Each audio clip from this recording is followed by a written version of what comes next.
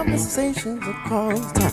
Conversations across time. Conversations across time. Conversations across time. Conversations across time. Conversations across time. Conversations across time. Conversations across time. Conversations across time. Conversations across time. Conversations across time. The show you're about to see, I portray Pope Clement VII. Also on the panel with me for this show will be Eleanor of Aquitaine and Sun Tzu, who wrote The Art of War. Stay tuned for a show that will be lively, and you'll be surprised at the interaction between these various characters. Welcome to Conversations Across Time, the TV show that invites you to witness provocative and entertaining conversations about history and current world policy. Conversations Across Time. Welcome. Seated to my right is my dear friend and co-host, Babette Josephs. Welcome, Babette. Thank you. Former State Representative Babette Josephs, I might add. And seated next to Babette is Pope Clement VII. Welcome. Good to be here. Clement was born in Florence, Italy, and he was orphaned at an early age and raised by Lorenzo the Magnificent. He became Pope upon the death of his cousin Leo, and he's best known for not issuing the annulment to Henry VIII and causing the formation of the Church of England. And seated next to Pope Clement is Eleanor of Aquitaine. Welcome. Thank you. Eleanor of Aquitaine was an amazingly powerful woman. She managed during her lifetime to be the Queen of England and the Queen of France. And at the very end is the master strategist, Master Sun Tzu. Welcome. Greetings. Okay, what this conversation is about today is about power. So we want to examine, and that's why our esteemed guests are here with us, because this is an interesting conversation across time about power. And I want to ask you, Master Sun Tzu, since you are indeed the fountain from which so much strategy flows, born in 544 BC, many people have followed and taken lead from your manual on strategy, The Art of War.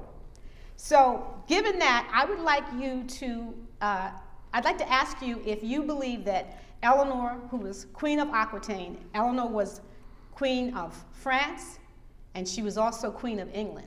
That's a really unique distinction for a person to be queen of two different countries and two major countries.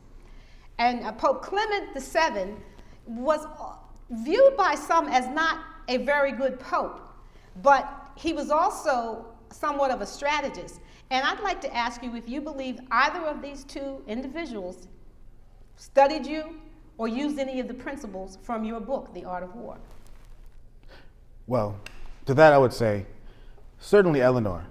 Her use of her position, her use of making what would be perceived as weaknesses to her strengths, her use of employing even techniques like the use of spies, the use of multiple tactics, are all things that come from the manual on the art of war. When we come to Pope Clement, he kind of dabbles a bit in the art of war, and then he kind of doesn't. Both at the same time. Okay. Now, what I'd like to do is give our audience at least some background. Eleanor of Aquitaine lived in the years 1146 through 1149. I'm sorry, she fought in the First Crusade 1146 through 1149.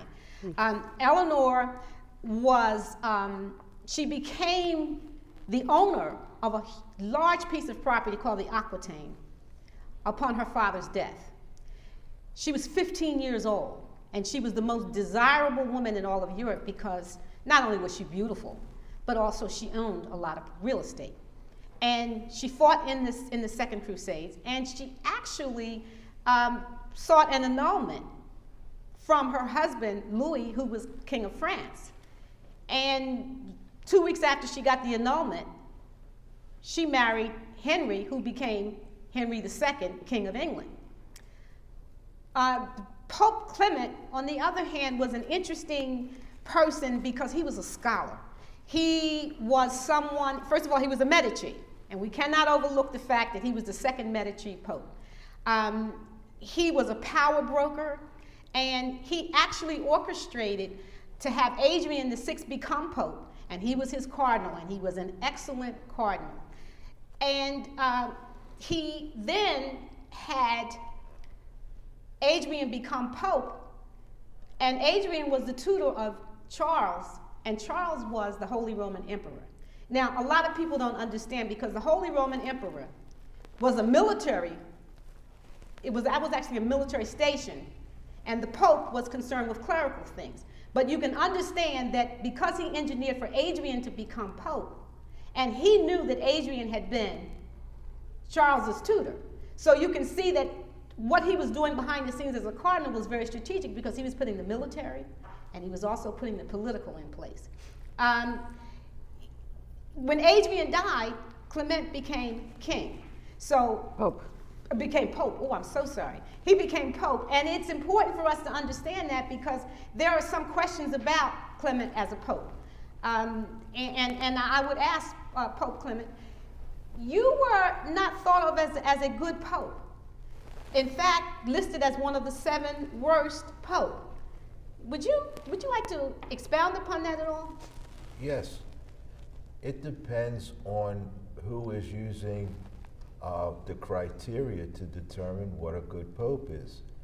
If you are using purely religious criteria, I don't think I was a great pope because I lost a lot of converts to Lutheranism, and I also was not very agreeable to having Henry VIII of England have his marriage annulled, so he left the church. However, as a political pope, I think I was outstanding. I preserved the Italian city-states. I particularly made sure that Florence, my hometown, and my family, the Medicis, were not touched by Charles V and by the conquerors. And I preserved the integrity of the Italian state. I didn't let it get overrun by the Habsburgs. And I set the stage for the unification of Italy 2 centuries later. So in the political field, I think I was an outstanding pope. You can question me as a pope in the religious sphere. Well, I suppose if you think that being a good pope has got to do with the quantity of people who are Christian, if you think about quality, maybe you come to a different conclusion. Why should more souls be better than fewer souls? We have the true steps to heaven and to the Almighty. The other religions don't, even though Lutheranism, which I didn't oppose strongly enough, but Charles V did, also believes in Jesus as the Savior. They still don't have the correct steps to reach heaven and to reach a better life. Only we have the correct steps. I'm sorry I lost those people. You know what I think is interesting? When we view, during the time of your papacy, that Rome was sacked, it just sounds a little strange to my ears to think about the fact that as the Pope, and Vatican City is in Rome, that Rome could be sacked and we could not view you as not being a good leader. Well, 2 things. Number one, I regret that, and if I had paid more attention to Sun Tzu's Art of War, maybe I could have prevented it. I do regret it, and in fact, this very beard that you see on me now was grown because of the sorrow I felt for the pillage and sacking of Rome. I would not have this beard. No other pope before me ever had a beard. I grew this beard because I felt so bad about the sack, and it's my penance. This beard is my penance. I'm sure it hurt you a lot, but they didn't sack Florence, and that's what you cared about. I mean, the audience has to understand that. You're a Medici. You're the second Medici Pope, and of course, the center for the Medici family and the Medici empire, banking empire, was Florence. So I think that makes an excellent point. Florence wasn't sacked. I did my job. That was my number. If I had to choose between Florence and Rome, I would choose Florence. That's my heritage, much like that's my family, much like the current day mafia. The family comes first. However, the moral law of the people is supposed to be your first concern when waging war. And I'm wondering how Queen Eleanor feels about that as a devout Catholic. Well, I am not in agreement with Pope Clement. I feel as though he let many people down, many of his people, as believers. But I do understand. I do. It's something that's hard to explain, but I understand his strategy being one that Sun Tzu, I studied you, and I'm aware of, he's a very brilliant man, and So, there are two sides, there are three sides to yes. everything. And I guess what we're looking at is Pope Clement, you were an excellent cardinal. I mean, the things that you orchestrated while as cardinal, which is why, of course, Adrian became the Pope. And you, in fact, crowned Charles as the Holy Roman Emperor. And he was only 19 years old. You engineered those things. I find it just so hard to believe that you overlooked what was going to happen to Rome. I did overlook it, and I regret it. That's why I have this beard. However, my first priority was Florence, my family, my uncle Lorenzo, the Magnificent, who raised me and tutored me and schooled me. I was an aide to his son, Leo X. I was a great aide, but all of us, all of the family, all of the Medicis, Florence, and our family's interests came first. Which, as you pointed out, is not unlike the mafia. Well, also, Florence, though, was the cultural and artistic capital of Europe, of the world, of the known world then, at least known to Europeans. So it was much more than a banking center or a military kind of a fort. It was a magnificent city with a flourish of culture and art and music and mathematics and everything. And my family patronized the arts. We were the foremost family of the Renaissance. And therefore, preserving Florence also preserved the art, the sculpture, the intellect of the Renaissance. And we're going to take a break. And when we come back, I think it's important because I realize that there's more information about the significance of your papacy, not the least of which has to do with the refusal to allow an annulment of another monarch, and we will talk about that when we come back. Thank you. We'll be right back.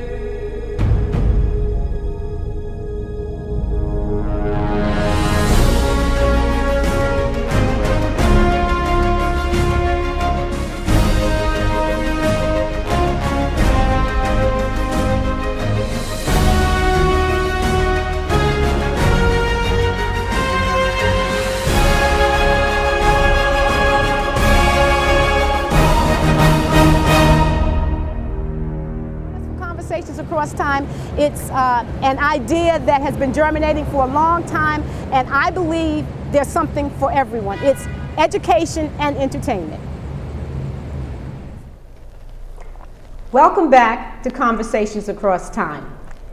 Just before the break, I said to Pope Clement that I wanted to talk about something that he's probably most remembered for, best remembered for, and that is that Pope, you were the Pope who refused to grant an annulment to Henry VIII. And for those in the audience who do not understand the significance of that, first of all, Henry VIII was the King of England. He wanted an annulment so that he could marry Anne Boleyn. And he was married to Catherine of Aragon. Now, he was a very devout Catholic. And of course, England was a major power at that time. So your refusal to grant the annulment to Henry is what led to the establishment of the Church of England, and also the end of English people being Catholics pretty much. I mean, the Anglican Church came out of your refusal to allow that annulment. Would you speak about that? And well, I can speak about it on two levels. The first level would be the religious level. I could find nothing in canon law that would grant me the power to annul a legitimate marriage. And therefore, I had to keep the marriage intact, even though Henry wanted a male heir and he wanted to get rid of Catherine. However, there was a much more important reason. At the time that the annulment was requested by King Henry of England, we were in a major battle between France and the Holy Roman Empire and its leader, Charles V. And even though I had originally sided with Francis I of France, I was afraid that the country would be overrun, and my major goal was to protect Florence and Italy. And Charles' aunt was Catherine. And that Catherine of Aragon, who was Henry's wife. Right, and was Henry's wife. Therefore, and she did not want the marriage annulled, that's correct. And therefore, for political reasons and to placate Charles, who was as devout a Catholic as Henry, I decided not to annul the marriage. And of course, the church, the entire island of England, and Henry was a good Catholic, but I had to no more. No more. Now, I'd like Queen Eleanor, I want you to at least participate in this because you were able to get an annulment. Yes, I was. And look at how proud she is of that. well, I mean, that was a significant Would you thing. not be proud also? Absolutely. And I think what the audience needs to understand is when you got the annulment from Louis, you actually were able to retain your land so that when you married Henry II of England, you took that land with you. Now you heard Pope Clement suggest that the annulment would have been in violation of the law, of the canonical law, yet you got an annulment. Now, how did that happen? The Pope at the time was very lenient, I'm guessing. I had gone on the Second Crusade with Louis, and on my way back, we came back separately. But you were a remarkable woman. You actually fought in the Second Crusade. Merci. And you asked for an annulment. Usually it's the husbands who ask. In this case, it was reversed. Your husband didn't particularly want the marriage annulled, but you did, and Oui. you prevailed. This is true. So you learned something maybe from Sun Tzu. Absolutely. Perhaps you varied your tactics and used what you had to your advantage. I learned a great deal from you, from your war strategy. And it doesn't help to be the richest woman in No. the known world either. No. Your lands were almost as big as present-day But that France. was, yes, Aquitaine. But that was before I married Henry. And then, of course, then I had a lot of land.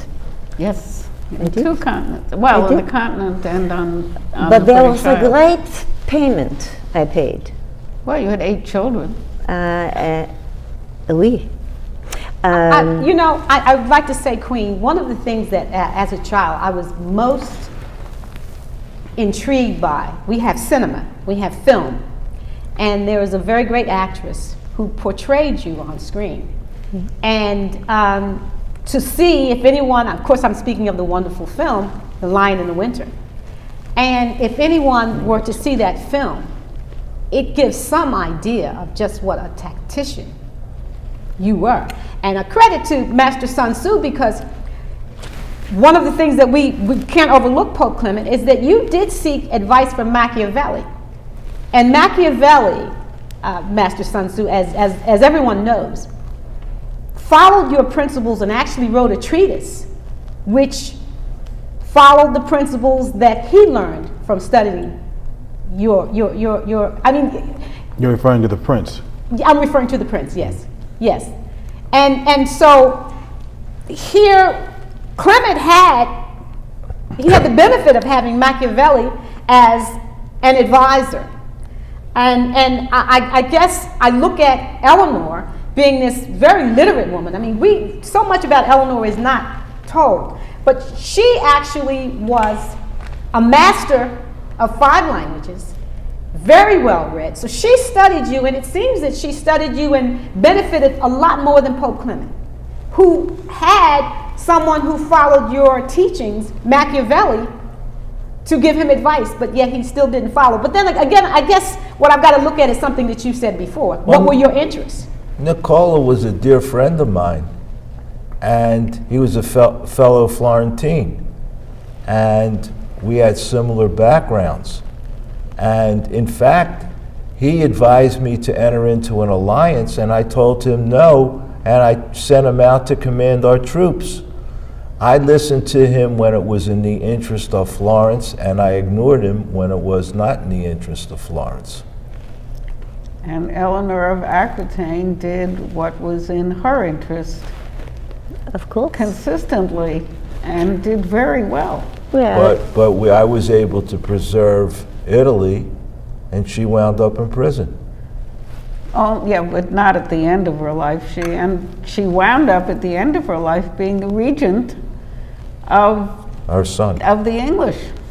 That's And not so bad. That's not so bad. And Eleanor, I mean, the fact is that you did give birth to 4 kings, probably one of which, the most famous, is Richard the Lionheart. So when Richard the Lionheart was actually involved in the 3rd Crusade, you were the regent, and you ran, just as Babette said, you ran England. I think the most famous son she had was John, who was so bad there's never been another John, King of England. Infamous, that was heartbreaking, you know. That broke my heart. I should think would have broke your heart would have been when your husband murdered your oldest son. Oui. Well, you know, I want to talk for a moment about what that must have meant and how you were able to accomplish so much.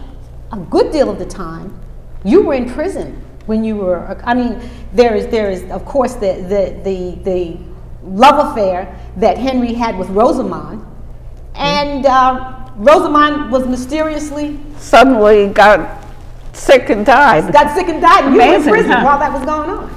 That's the best excuse. So how could I have done this crime? I was in jail. Sun Tzu, I know you must. I would guess that she probably made use of her sons as spies, which is, I wrote an entire chapter on that. You did indeed. Using You're them brilliant. by way of information, by way of misinformation, and also by way of giving orders to others to have your deeds carried out. Let's talk about the two kinds of spies that you explained. I think that's very interesting for this point. Well, at this point. there are two kinds of spies, as I wrote in my book. There are the kind of spies that are aware that they are spies, that you hire outright, and they go and they perform a task for you, and they come back with either supplies, information, or whatever is needed.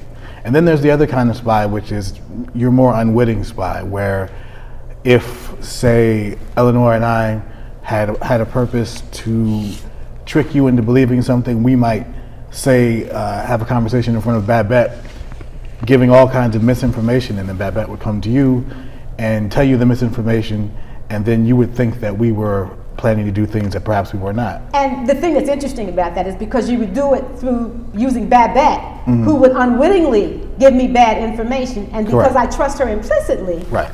I would be prone to believe it because it's coming from her. And the fact is that the two of you would have manipulated a conversation for just that purpose. And more importantly, she believes that she's Exactly. giving you Right. I good do information. believe that Republicans vote on Tuesday and Democrats vote on Wednesday. That's what you said. Yes. Right? Exactly, precisely. And so I think we can even see today with what you just mentioned, that is exactly what happens today. That's policy that's being used to this day, that the two types of spies are being used. And sometimes when I watch Fox News, I'm sorry, maybe I shouldn't call them out, but and I wonder how anybody can believe anything that they hear. But I got to believe that those pundits who are pontificating actually believe what they're saying. They're just misled. Well, so many people use the quote, may not even know what it means, that war at its heart is all about deception. But you really said don't fight. You said conquer your enemy without fighting, and I think that is amazing. Until you thing have to. say. If fighting is what the best approach is, then I would endorse Last fighting. resort, right? The most proper resort. Last, perhaps, depending on the given circumstances. Seems like from your whole work, though, that what you were trying to do was to foster goodwill and to conquer people with psychological warfare and not with actually killing folks. But not because I'm against killing. It's just because killing is expensive. Right, and it's a waste. It's a waste of resources. It's a waste of manpower, unless you have no other resource, or your enemy is so weak that battling him will not cost you very much. Then why not?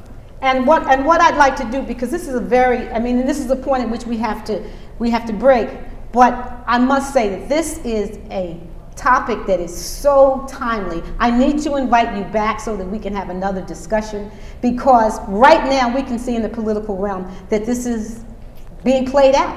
Your principles that you wrote so many years ago, and they're still being used.